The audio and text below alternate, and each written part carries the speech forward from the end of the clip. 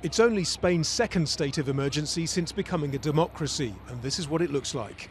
The country's reported a jump of more than 2,000 in coronavirus cases in 24 hours.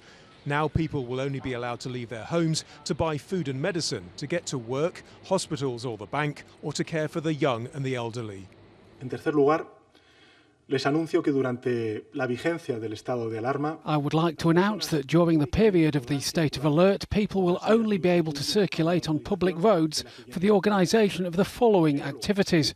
Firstly, the acquisition of food, pharmaceutical products and basic necessities.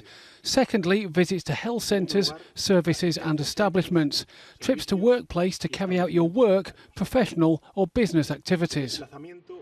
In the capital, Madrid, people are still venturing out. But with many businesses already shut, the city's unusually quiet. Vivo en centro, me gusta centro. I live in the city centre and I like to see it empty. I like to see that. I think people are being responsible and the people who have to stay at home are doing it.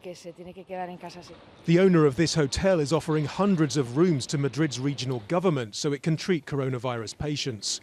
While in Seville, the mayor has cancelled all Easter week processions, just the latest setback to its tourist industry. In the Italian capital, Rome, people stuck indoors have been showing their appreciation of doctors and nurses fighting against coronavirus. Theirs is the worst hit country after China, and the death toll is well over 1,000 already.